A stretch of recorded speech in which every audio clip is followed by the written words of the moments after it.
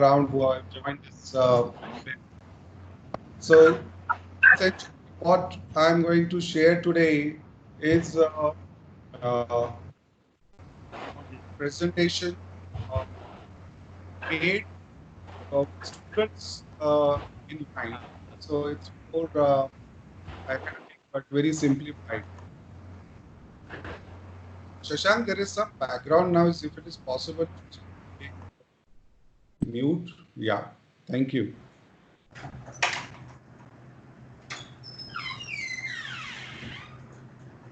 Please ask everyone to switch off their mics. Yeah. So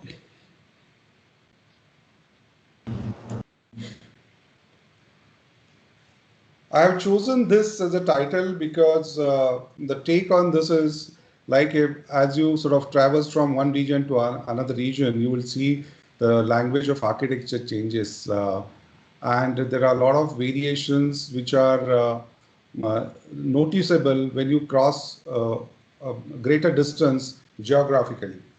But when you talk about a dialect sort of interpretation in architecture, what I see is that there are a lot of regions within the city, and in the context of the city, there are various areas which are predominantly residential, predominantly commercial activities, and so on. And each context sort of compels your response to architecture or the intervention that you're going to do in that context to have a dialect of architecture, which in our case we have seen looking back as there are these are the dialects coming out of a modern architecture as a broad category. And there are influences of the context, the influences of the program itself, there are influences of the materiality, the climate, and clients' requirements. So there are various factors which sort of develop and curate that particular idiom of architecture, which we are actually referring to as a design dialect. So, you know, uh, but there are different ways in which it is crafted in the contemporary sense because we have to assimilate many aspects such as normally you would take care of in any architectural design process. But in this presentation, we'll be just touching upon a few aspects of that and how the processes are seen in hindsight. Because, and we have just tried to extract which are the commonalities of every design process, and we're trying to understand in a very simplistic manner so that students can also have a very good overview of what goes into a design. And we are just trying to take our case studies of our projects and trying to sort of interpret it in a different way. Now, it is true with everyone that everyone has a set of inspirations as one comes this far by taking education and growing up in a different context. So in my case, my birthplace is Wai. So there are a lot of impressions from the childhood times of the culture and the architecture that I grew in and was brought up in.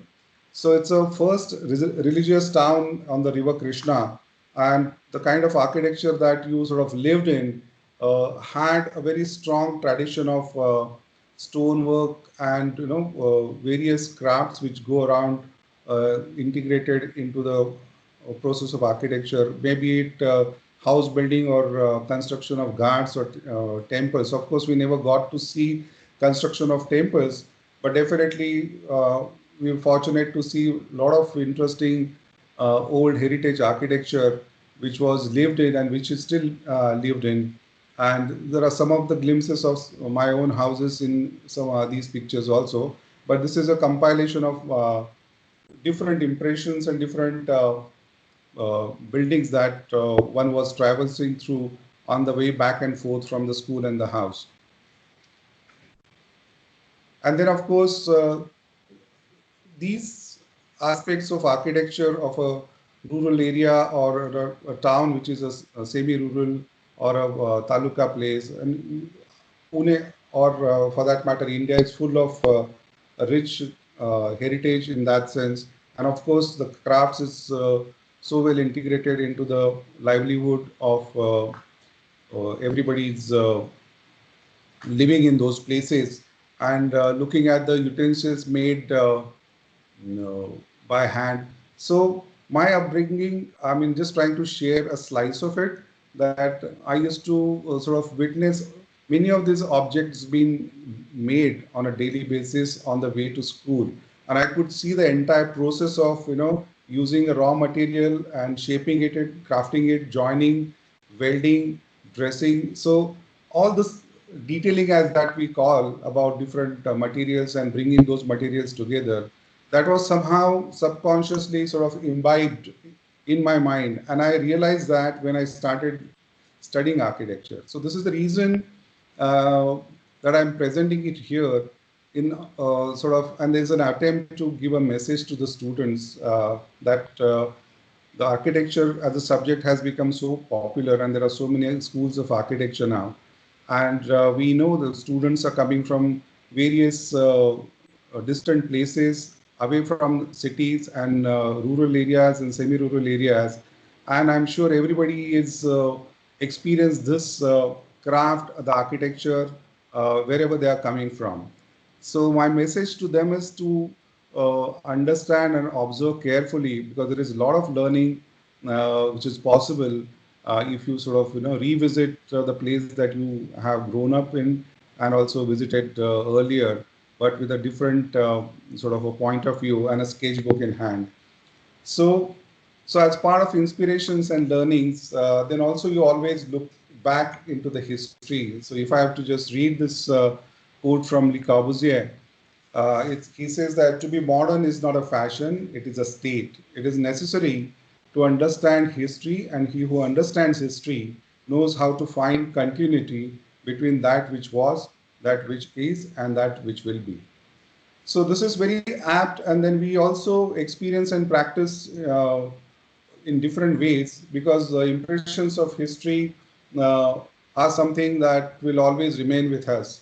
And in order to substantiate your knowledge about the history, you also undertake travel, and your sketchbook is very handy. And you, for architects, this is the most.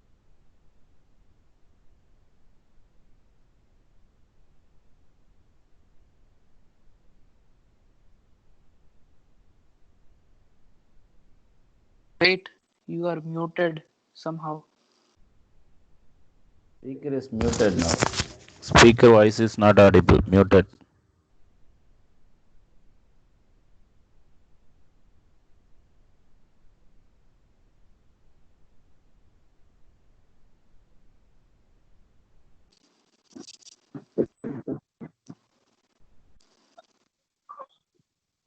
Sir, you are not audible. Sir, unmute your mic, sir.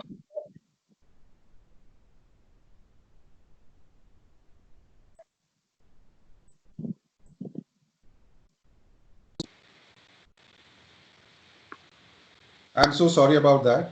Uh,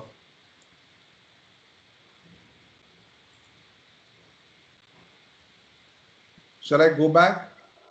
Yeah, audible, sir. Now audible. You can continue, sir. I'll just go back because I'm really sorry for that.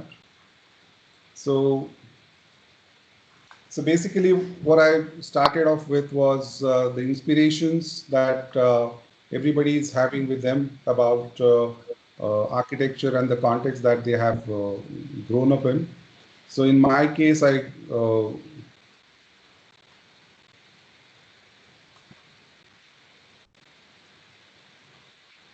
was Hello. I was yes. Sir, you need to share the screen because we can't see the screen. Oh my goodness.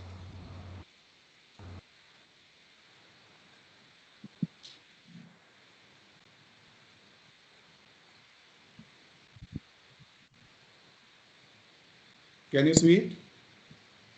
Yes, sir.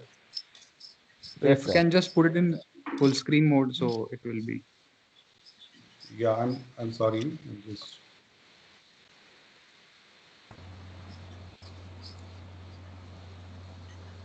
Yes, visible now.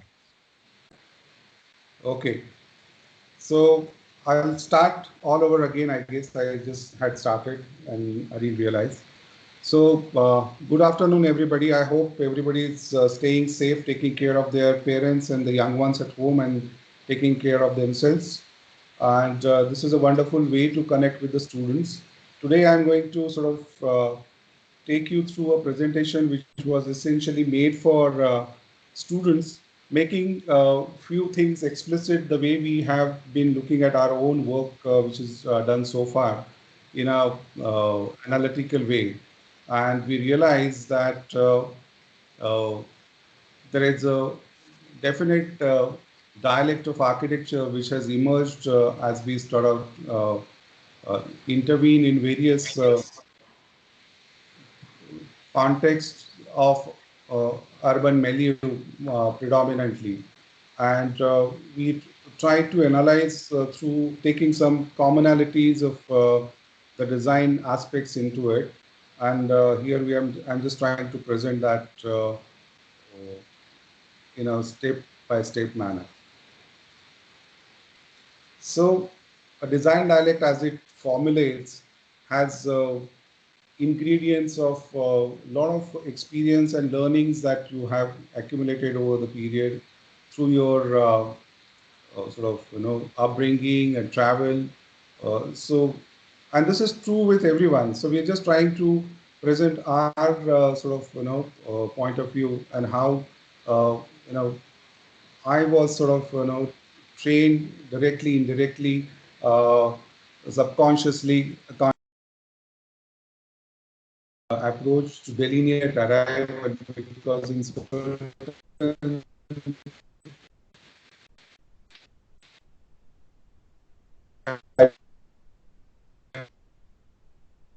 technology to make him comfortable. Or when you are dealing with urban workplace, I mean, what are the responses that you would have when you have to deal with a huge building bulk like that? Or when you're looking at an urban design exercise where you essentially want to create a public realm. So that should be the uh, guiding theme for a project like that. And when you look at these diagrams together, this is kind of a palette that you are dealing with already. So following the same sequence, there are few projects which are put together, and then I'll just go back here. Yeah. Another aspect is the site context.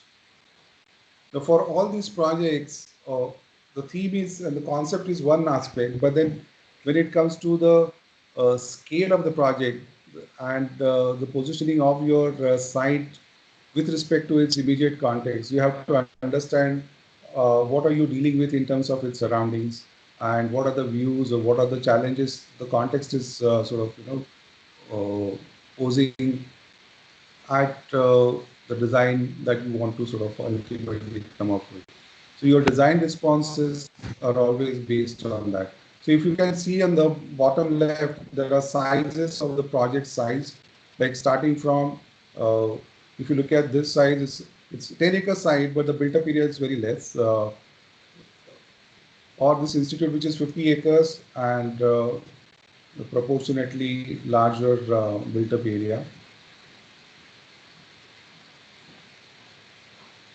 So likewise, now this is another site where we are talking about a 4.5 acres site, 5.5 acre site. This is largest that we have dealt with so far, 12.5 acre site. And then of course this is about 34 acre site, which is a master planning urban design project. So if you look at different scales at which you are trying to intervene and with a completely different set of programs and different set of parameters when it comes to understanding the context. This is another aspect which is very fundamental and every So when we are talking about one project which was, so these are the various uh, diagrams for your traversing patterns and the way they sort of can be picked up graphically.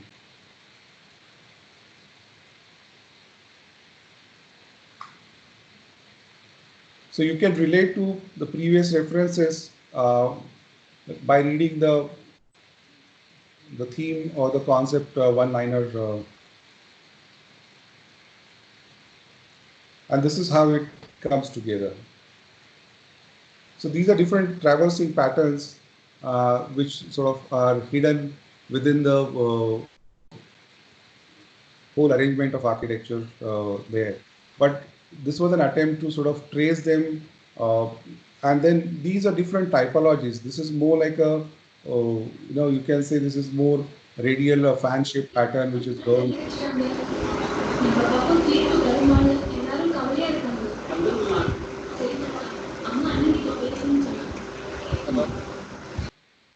Hello? mute the audio. Likewise, there is another aspect which is of the built and the unbuilt. Like we say in our studio,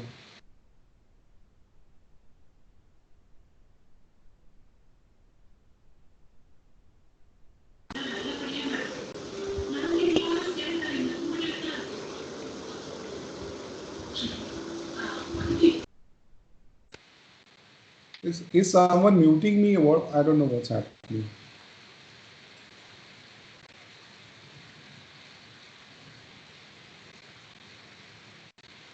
Hello?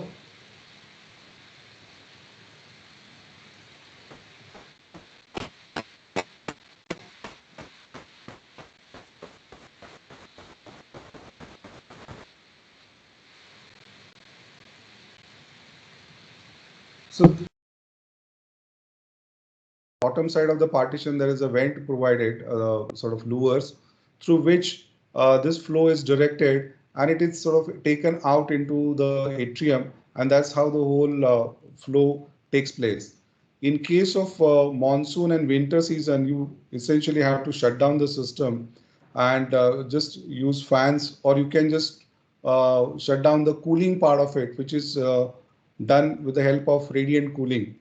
Now, these are the scale of interventions where the equipment is taken down to create a connecting chamber for all these vertical wind tower and horizontally laid UM pipes. So, and each slab, in addition to this pre-cooled fresh air, each slab is also embedded with these chilled water pipes, which is called radiant cooling system. So this is the photograph before the concreting was done, and there are different loops, and there are different clusters, and the loops are sort of catering to cabin sizes. So potentially each loop can be sort of shut down also. So if there's a part occupancy, you can selectively run the system depending upon where people are using those spaces. So you can now this picture will give you a better idea about how the grouping happens. So there is always an inlet pipe of a chilled water and it's a return pipe of a used water, and it goes back to the cooling tower. Pune, we have an advantage of dew point because the humidity is not as much like in say Hyderabad or many other places. Uh, so we don't have to use dehumidifiers, but and so when you are using not also using sort of chillers, so that thereby demanding very less energy. And this is sort of water is pre-cooled or made chilled with the help of cooling towers. So the cooling towers are operated during night where the ambient temperature is much lower, and you can achieve better efficiencies and circulate this cool chilled water into the system. You can see in the section all these blue lines are actually indication of where this piping is laid. So by running it overnight, by the time you come to the office, you already have a pre-cooled building, and you can sort of shut down that at the lunchtime, and the inertia of that coolness can take you through for the rest of the day. So you don't have to run it for the entire day as well. And of course, you can see how this is laid. And it's not required to be used in, at least in Pune, for monsoon and winter seasons. So you're not a captive user of air conditioning anymore if you're using this system. And the energy bills are less than one third in most seasons. And this is a wall facing west or east. It's also typical. And these are cavity walls creating a buffer from thermal radiation of the east and west side. And in the planning also, we have added some buffer spaces like toilet blocks or storerooms onto the sides to create buffer to the usable spaces. This is a view of a high performance computer center building as we approach from the existing campus.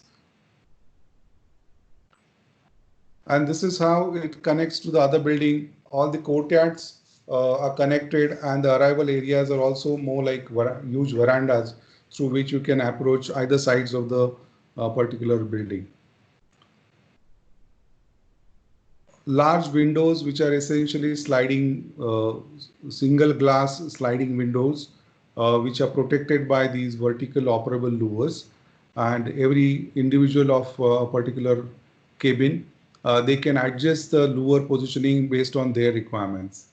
And this is a very simple arrangement of the louvers connected with pivots and connected with a horizontal rod, so that each set can be moved together by simply using hands.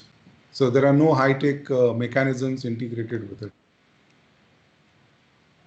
And there are certain elements which are on the roof which create a gesture of enclosure, and sometimes they also form a parasol for shading the rooftop. And this is how the whole language of architecture comes about, by using all these elements. Now this large overhang at the roof level casts deep shadows in summertime, and this is the atrium view.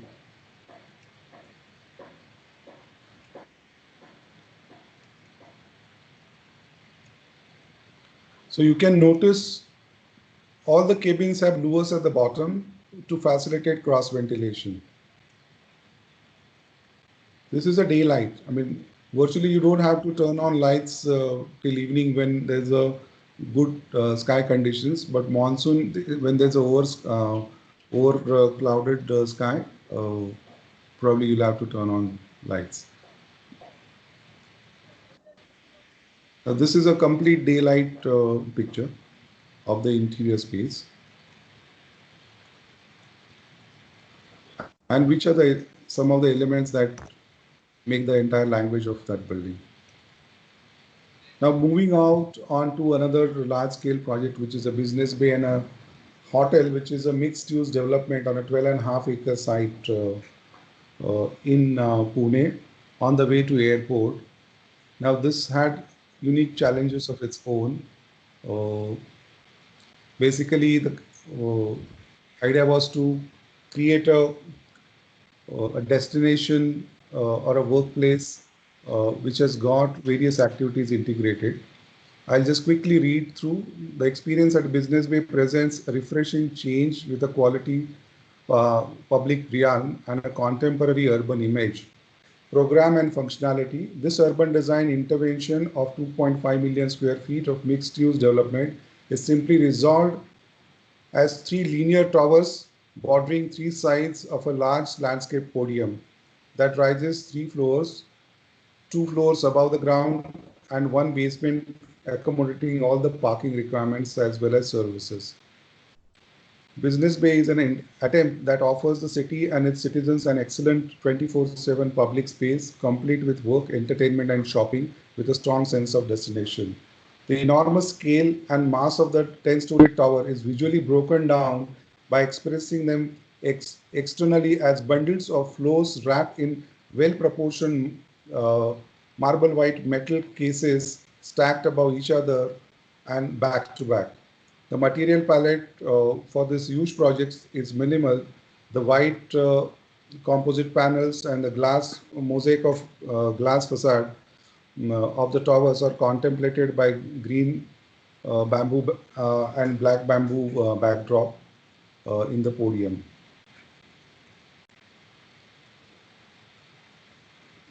This is where the site is located. This is the airport, Pune Airport.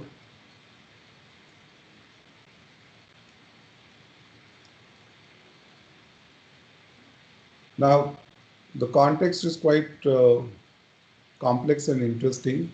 On one side, there are a lot of institutional buildings and office buildings, corporate offices, government offices. Across the street, there's a golf course, and then there is a urban village, or the low-rise structures of that particular residential neighborhood. And this is a major intersection of two arterial roads of a city. Predominantly, this is a airport road, and this is a secondary road, which is also equally busy, but comparatively lesser busy than this road. Uh, so this is how we have looked at the whole interface with the urban situation. The business or the office towers are approached from this larger road, whereas the hotel is approached from the other road, which when we started designing appeared to be a secondary road, but now looking at the volume of traffic, this has also become equally busy. But it helps in bringing in guests from the airport because of its, falls on the left side from the direction of the road which airport is connected. So this was an exercise about, as we said, like it's about 25 lakh square feet of building bulk that ultimately you are dealing with, and there's always a question how to sort of approach this size of a project. So the underlying concern was to sort of bring in a human scale by bringing in or sort of breaking down the scale so that it can be sort of more palatable, or it's less intimidating as one comes in close proximity of that, particularly in case of people who are going to work there. So the idea, which was earlier explained, all these floors sort of are stacked together to make look like one object. So what you're looking at is 4 floors together, which are sort of defined by a common space, which has got refuge areas as well as common cafeterias, which are used by all these office goers. So some of them have to walk up and some of them have to come down in order to this common public space of sorts at this level. And then there's a podium which is meant to be a public realm at a larger scale, and this offers a wonderful space for the city at large. And there are a lot of fine dining areas, and the retail areas are planned at that level. So these are the 2 levels which are above the ground, which has got a parking, and there's one more level which is below the ground. And what you can see here is on the left hand side is the hotel building, and these 2 towers are the business bay office complex. This is a view from the airport road side. Now the idea was to look at these functions together in a mixed development and to resolve the entry exit of respective vehicles, but then there had to be one language bringing everything together, and there are some common spaces like a podium which tie all these elements together and shared by these facilities. A quick look at how the parking arrangement is done. It's very complex movement pattern, which normally you find it's converted in a very simplistic, comprehensible diagram. So there is a definite orientation, perception about the orientation, where to enter and where to exit. And there's a clarity about exit routes when it comes to emergencies like fire or any other emergencies. And it is well connected with the city streets for the convenience of movement. And there are no sort of major pile-up issues in the rush hours. So there are various aspects which had to be taken care of.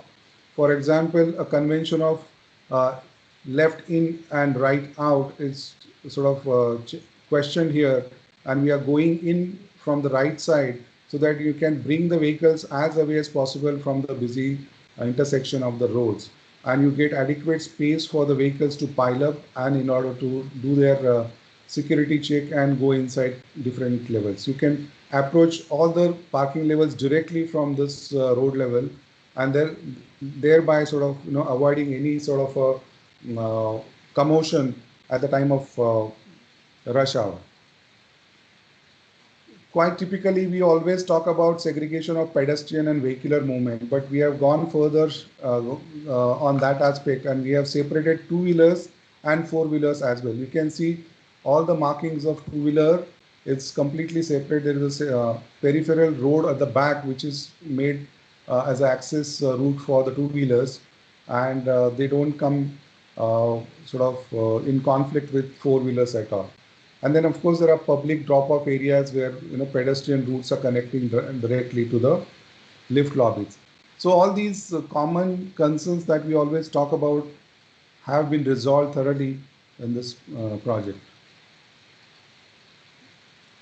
And at different parking levels, there are different backup areas and the core areas which support the towers. And this is how you come up to the retail level, which is the podium level. And which is integrated by this 4-acre large terrace top garden, sort of connecting entrances of these two retail areas. The landscape design of this particular area was done by a very talented landscape architect from Lebanon. His name is Vladimir Jurovic. So we were quite happy to have him on the team, and he had contributed substantially in bringing the whole architectural experience together wonderfully through its landscape intervention. So I would refer to some of the stories that go behind the design approach that he had taken, and some of the glimpses of the internal spaces which emerged, and the overall build form as sort of comes around.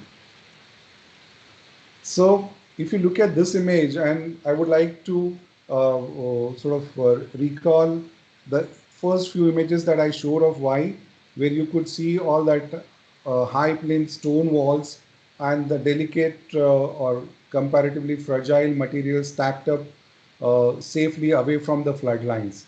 So that was an impression which was completely transformed and reinterpreted in this context, where I could see the traffic as like a flood of noise and nuisance when it comes to the work environment, and you wanted to safeguard the work environments from that flood of noise and nuisance, which or the visual clutter that you normally see on the street, but more to also create a public realm of its own for the office goers there.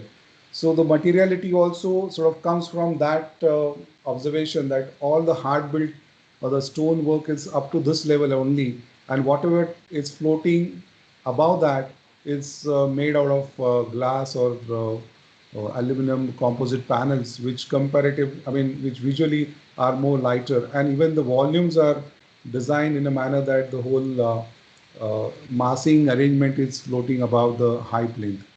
So a simple observation from the childhood or your native place on the riverfront, how the human beings have responded to the challenges of nature in creating built forms, has been completely reinterpreted in this case. And then normally a glass facade is a big debatable topic, and this is a building in a marketplace in the sense. So there are certain economies to be sort of taken care of, but whereas you have to sort of talk about the building envelope, heat gain has to be reduced as much as possible. But when you are dealing with a very popular notion of a corporate image, which is best communicated, quote unquote, by glass facade, which most of us accept with a pinch of salt as such. And it's well understood that anything regarding facades and the glass has to have a shading elements. But in the end analysis of value engineering and economics of the project, the shading elements always are taken out. So in anticipation of that, we had worked out a facade with uh, the parameters which were set by HVAC consultant for the heat gain to have an average U value performance of the entire facade collectively by using the opaque and semi-opaque and transparent glasses and created mosaic of that. So essentially using ceramic fretted glass to create internal screening in the double skin, double glazing situation, and thereby creating a language of facade uh, which will which looks interesting in different seasons and reflects the sky wonderfully. So this mosaic pattern of the facade was explained to the landscape architect. Then of course he was also explained how certain impressions of the riverfront of Wai, are coming into the design thinking, and he sort of picked up upon this phenomena of flooding of river where the ghat are submerged for certain days, and again they emerge out after the water has receded. And he wanted to use that idea of Wai ghats into this particular landscape design, and this is how he has responded. So he's responding to those ideas as well as the facade where there's a mosaic of opaque and transparent and reflective surfaces. And that's how he has tried to create on the ground. So this is what you would see in monsoon, and uh, where some of the areas are flooded completely, and when the water recedes, they are exposed like this. So this is one idea he adopted exclusively for this particular project, and he had promised not to repeat it anywhere because that's their underlying philosophy of their studio, not to use same ideas in two different projects. And this is how it's been executed finally.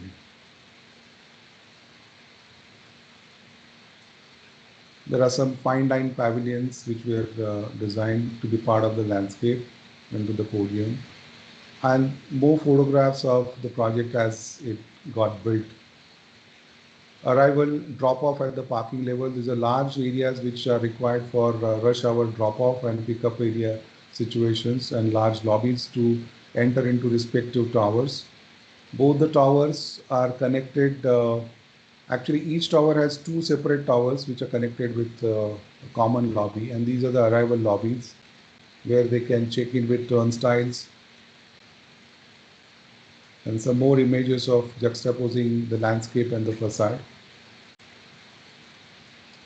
And this is how the life on the campus is reflected. So by looking at people working, there's a sort of a energy of workplace which is quite evident, which in a highly reflective facade is lost. Now moving on to the hotel project, these are some of the initial sketches of understanding of the scales and proportion and how it relates with the office towers.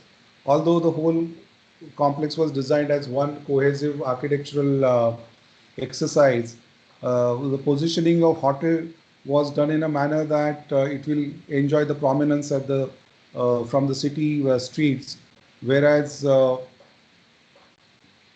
office towers will sorry.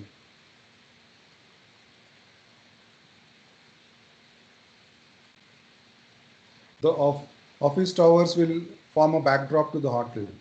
So there are different exercises of the massing. Again, when it comes to the massing the hotel, we also try to make it more sort of try to bring down the scale of the entire mass. So you can see this entire footprint has been staggered and split into two in order to create a language which is in sync with the office towers as well. And here you can see offices become a backdrop to the hotel. And although hotel, in terms of its sheer construction size, is much lesser than the office towers, it enjoys a prominent position.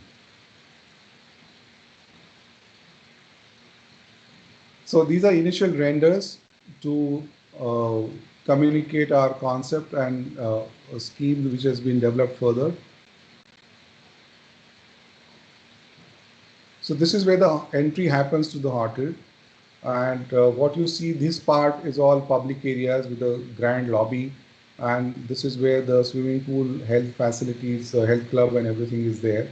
And the above mass is containing all the guest rooms. Some of the earlier renderings. For the hotel, we could not, there was a gap in construction period. Commercial project or the business bay part was completed much earlier than a hotel. And there was a gap of good 3, 4 years in between. So during that process, we actually could not, you know, get avail services of the landscape architect who was working on the podium project that you saw earlier. And the landscape design for the hotel had to be taken up by our firm, and this is what we sort of have come up with. So this is an alfresco dining area. It's an extension of the dining, 3 meal dining facility as part of the hotel. And we had proposed certain elements in the landscape. We had studied through the 3D images like this. So this is the way you would see them from inside the hotel space. And some of the photographs of the projects as it was being constructed.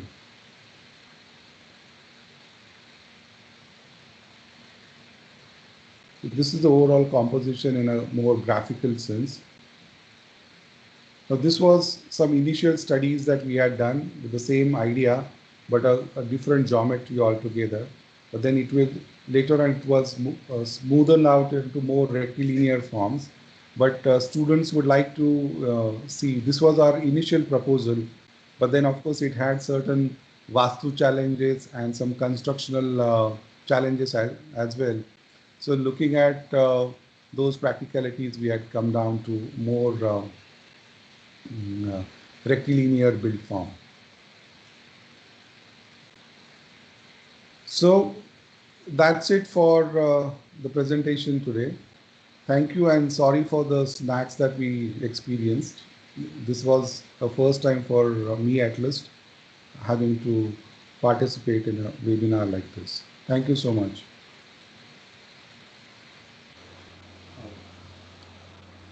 Yeah. So any, Praveen?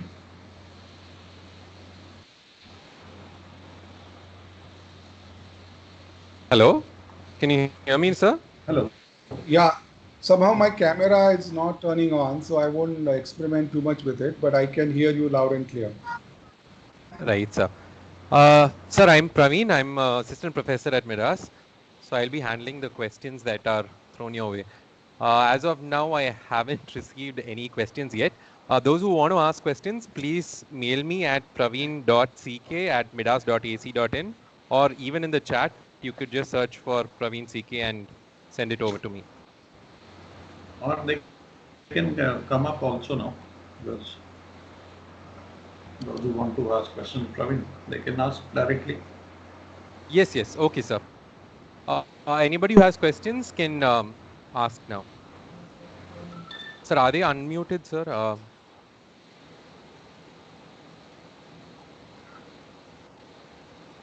Hello?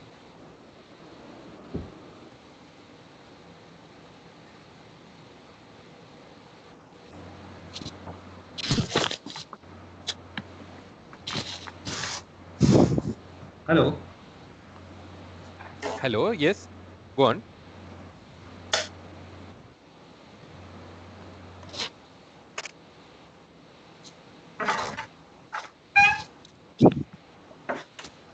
Are there any questions from the Midas faculty side?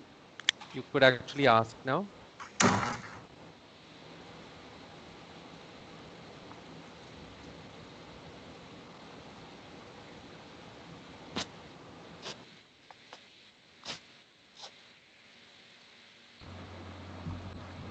Excuse me, sir.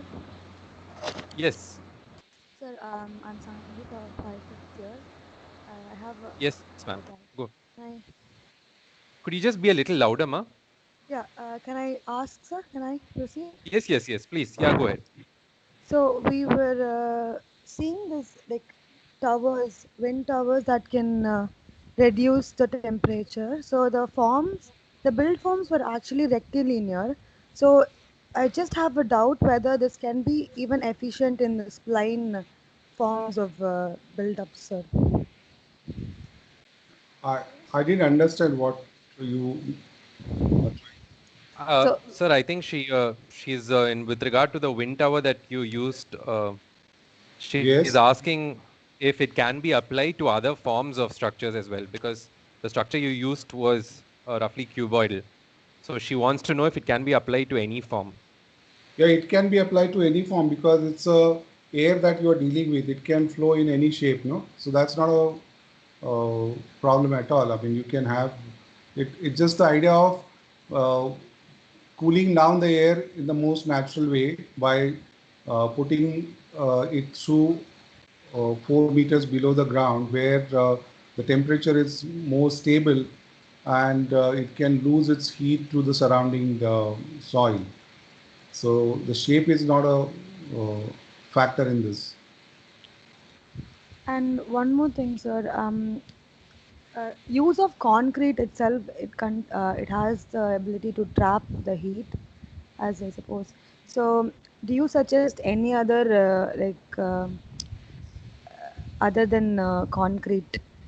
Because In I fact, yeah, I got it. See, concrete, that's the property that you have and we have utilized here. Typically, what happens, concrete is considered as a storage of energy.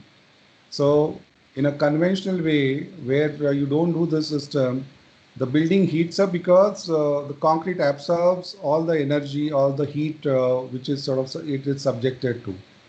But it can also absorb and hold in, if it is cooled. So the property of the concrete to act as a storage of energy is actually used in a sort of to create an opposite effect of cooling here. So, so concrete works best for radiant cooling in that sense. okay, sir. Thank you. Thank you, Sangeeta. The next question.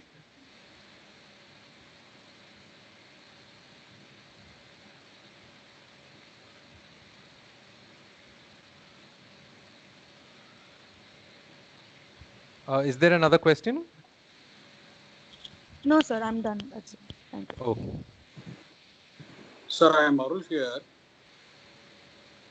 Hello. Yes. Yes, Arul sir, you're I audible. am You can Arul. go ahead.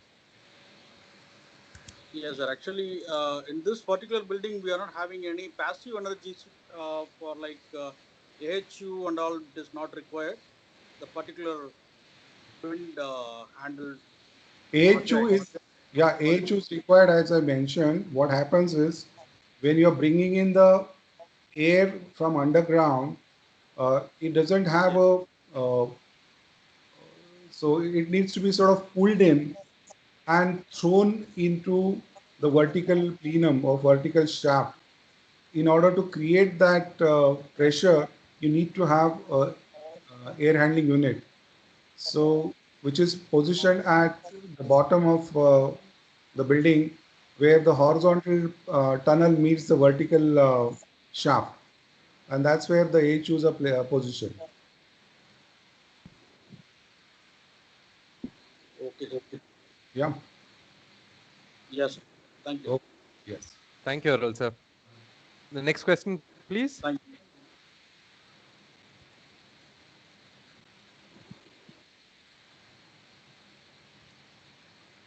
See, this entire system can also be used for heating the building because in cold countries, radiant cooling is used for heating the buildings. Using the same material which is called PEX pipes that you saw in the photographs. So they run hot water through that. In our case, we have to run chilled water. Yes, sir. Yeah. We the system is very new to us. I think right now, sir. Now there are They are utilized. Yeah, they are doing it in walls also. Correct. Yeah.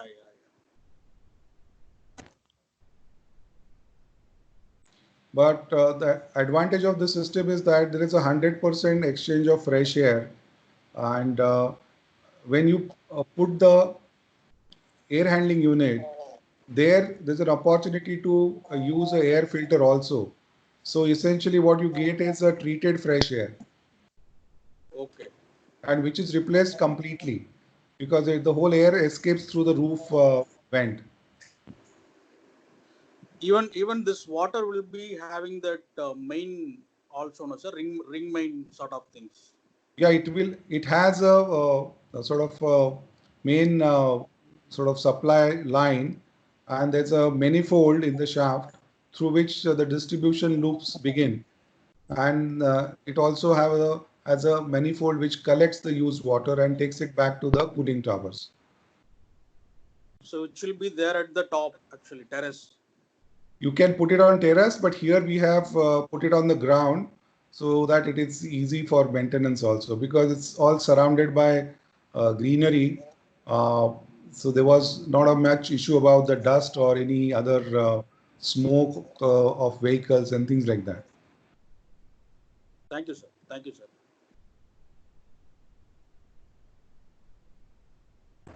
Oh, can we go on to the next question?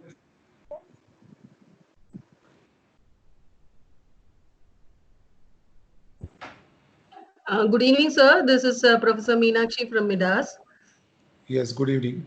That was a wonderful presentation on climate responsive buildings. The passive features that you have adapted in all the buildings is very good, sir. Actually, I want to ask you that regarding this COVID season, Corona, can you segregate the spaces in these kind of buildings, sir, where you have this wind circulated from the wind tower? Is there any control system to segregate the spaces? Look, the spaces have to be physically separated in any case. And in this case, we can sort of explore that further. Since there is no used air being recirculated, it's 100% fresh air. It could be a very good arrangement in that sense. So unlike in a conventional air conditioning system, the return air goes back to the fan coil units Yes. and it's sort of recirculated. So the Okay. contamination chances in that system are more compared to this one. Okay, sir. Thank you, sir. One more question is that about the execution cost, the installation cost versus the maintenance cost. Actually, capex is at par because you are not spending for the chillers, but it depends from the site to site.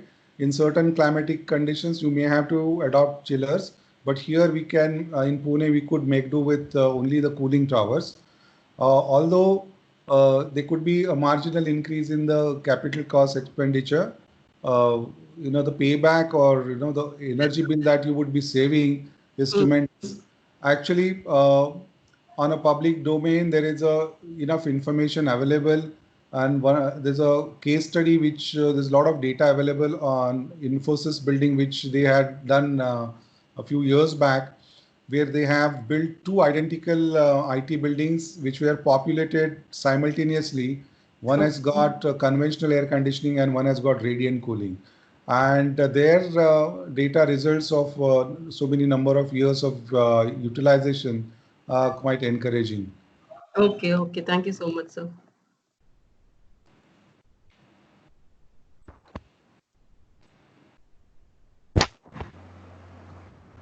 Could we go on to the next question?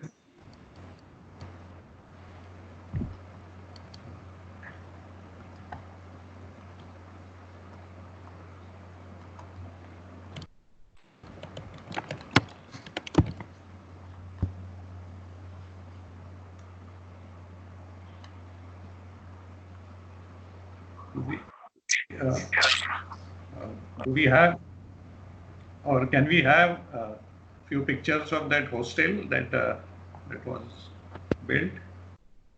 Is there any chance of having that? Oh, you wanted to see that as well, right? Let me check. Yeah, because that was, I thought, that is one of the novel idea using containers for construction.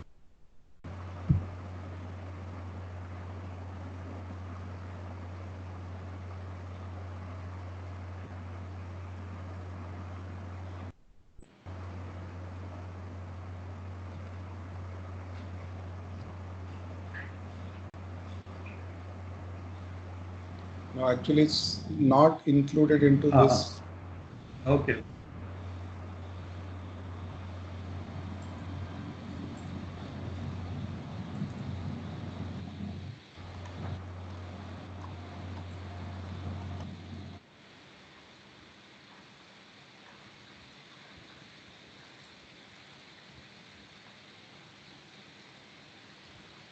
Shashank, it's not in this presentation. Okay. Yeah, okay. I just realized.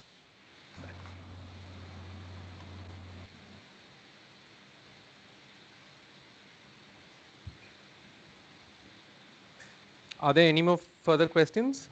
If anyone has questions, can ask. Hi, sir. Hello. Hello, sir. Yes. Hello. Yes. Yeah. Yes, you're heard. Continue. Yes, sir. I'm a fourth year student in Midas. So my doubt is regarding the seismic zone.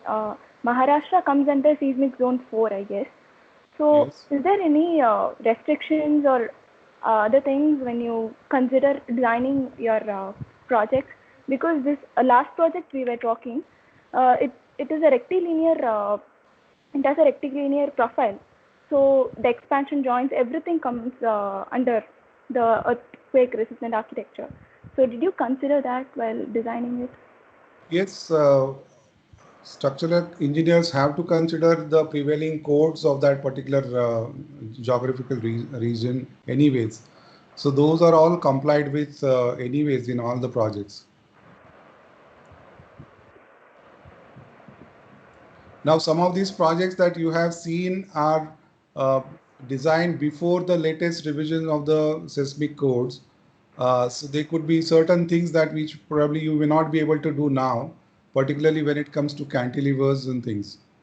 But rectilinear form as such is more stable, and this has been all complied with all the codes.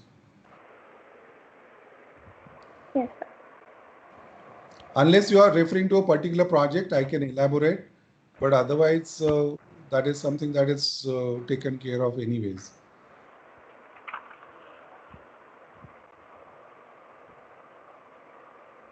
Abhirami, are you mentioning any particular project? Yes, sir. The last project. The hotel and the. Yes, sir. Because the length of the scale is actually large. So how many expansion joints? Because that 50 mm will affect the design also, no, sir. Which project you are talking about? The building bay. I mean.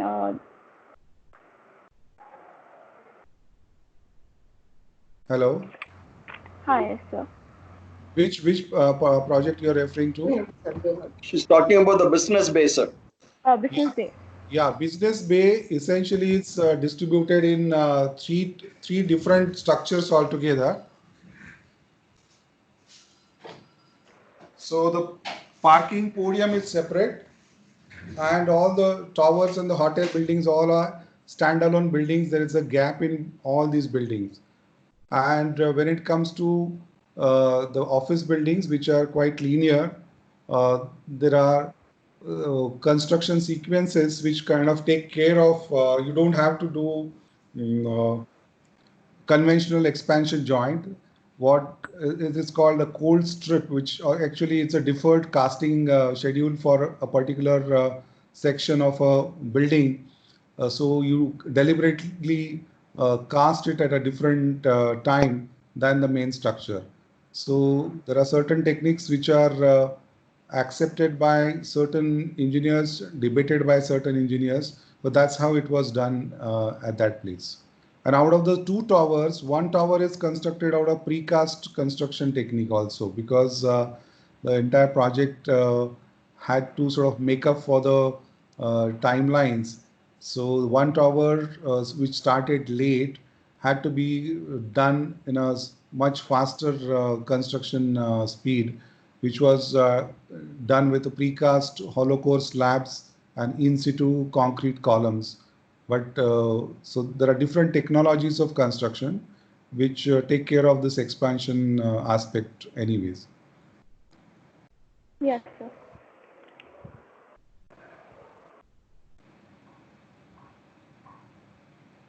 We have the next question.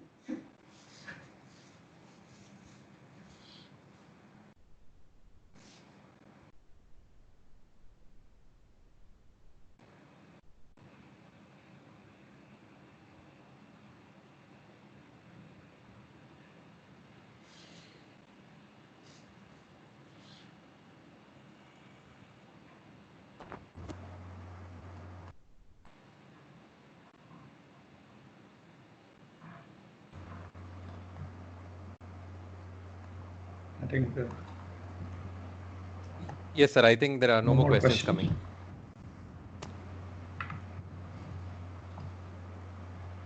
Okay. Then you can make a final comment, Praveen. Yes, sir. Sir, it was a wonderful opportunity actually to hear you speak, Madhav sir.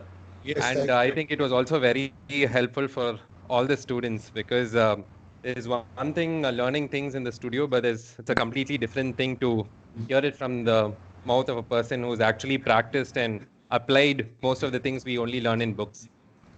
So it was very inspiring and very helpful to most of us, both faculty and to the students. And we're really thankful that you could take time out and spend it with us today. Thanks a lot, sir. It was my pleasure. I'm really sorry for the that last project that Shashank was referring. It could not be included because the approach to delineate arrival, because in certain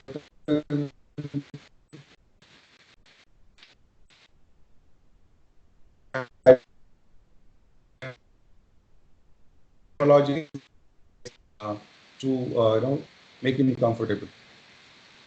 Or when you are dealing with urban workplace, I mean, what are the responses that you would have when you have to deal with a huge building bulk like that? Or when you're looking at an urban design exercise where you essentially want to create a public realm. So that should be the guiding theme for a project like that. And when you look at these diagrams together, this is kind of a palette that you are dealing with already. So following the same sequence, there are few projects which are put together, and then I'll just go back here. Yeah. Another aspect is the site context. Now, for all these projects, the theme is and the concept is one aspect, but then when it comes to the scale of the project and the positioning of your site with respect to its immediate context, you have to understand what are you dealing with in terms of its surroundings, and what are the views or what are the challenges the context is sort of posing at the design that you want to sort of ultimately come up with. So your design responses are always based on that. So if you can see on the bottom left, there are sizes of the project size, like starting from, if you look at this size, it's 10-acre site, but the built-up area is very less. Or this institute, which is 50 acres and proportionately larger built-up area. So likewise, now this is another site where we are talking about a 4.5 acres site, 5.5 acre site. This is largest that we have dealt with so far, 12.5 acre site. And then, of course, this is about 34-acre site, which is a master planning urban design project. So if you look at different scales at which you are trying to intervene, and with a completely different set of programs and different set of parameters when it comes to understanding the context. This is another aspect which is very fundamental and every, so when we are talking about one project which was, so these are the various diagrams for your traversing patterns and the way they sort of can be picked up graphically.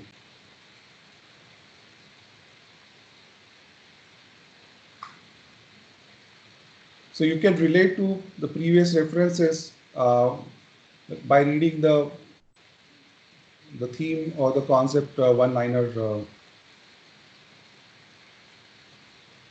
and this is how it comes together.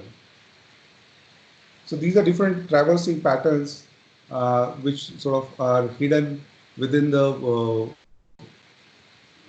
whole arrangement of architecture there.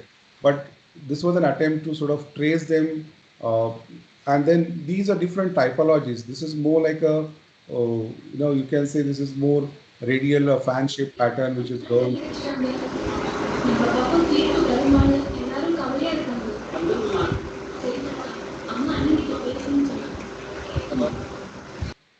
Please mute the audio.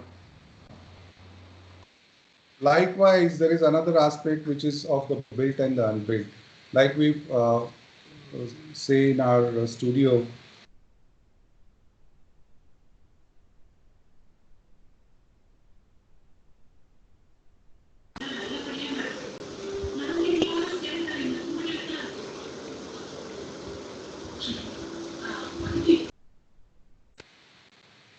is someone muting me or what? I don't know what's happening.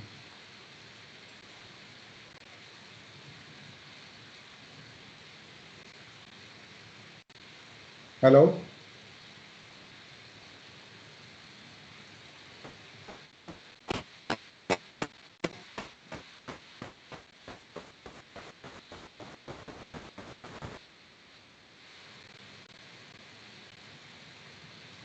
So,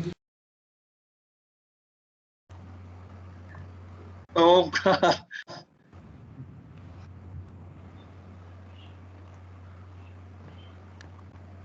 I said I can only thank him because having seen the kind of practice which I myself have done at RSPs as the head of the Tamil Nadu state, and I know how difficult it is to get into this kind of a boutique practice, because you never get to practice that way because the client doesn't give you, so much of a window of opportunity to do some extremely boutique design, because you're always having paucity of time.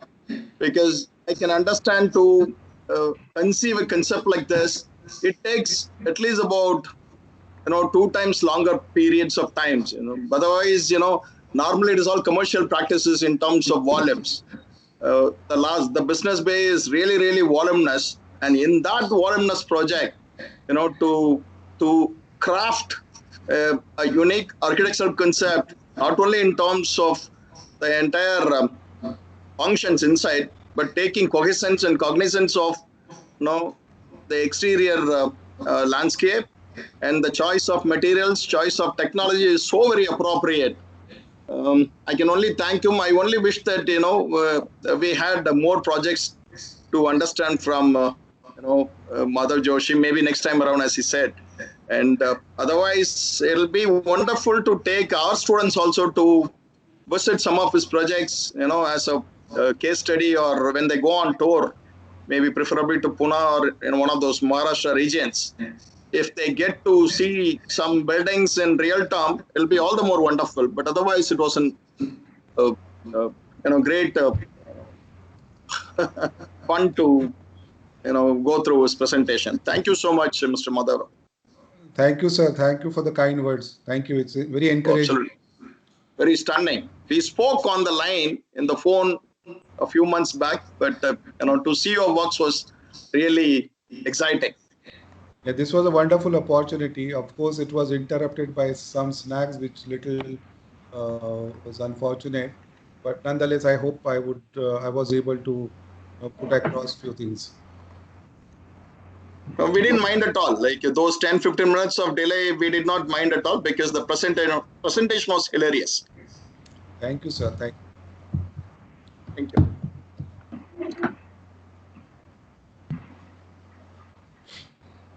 Okay.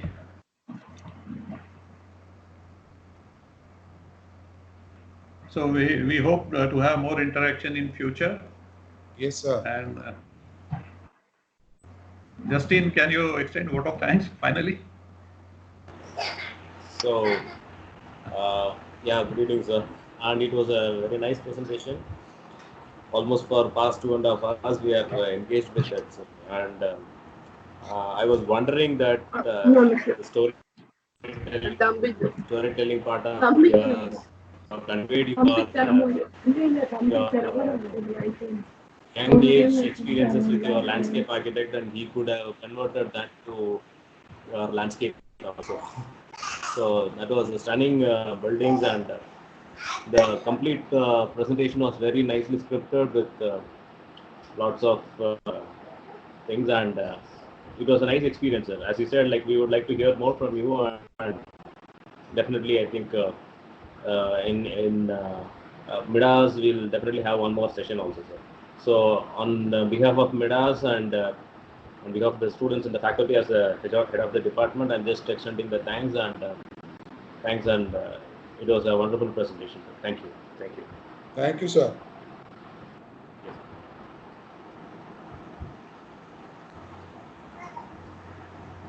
Thank you. So we'll meet next Saturday then again for a new webinar. Yeah. Thank you all for joining. Yeah. Thank you, sir. Shall I hang up? Yeah. Yeah. Yes, sir. Okay. Thank you. Thank you. Thank you, sir. Thank you, sir.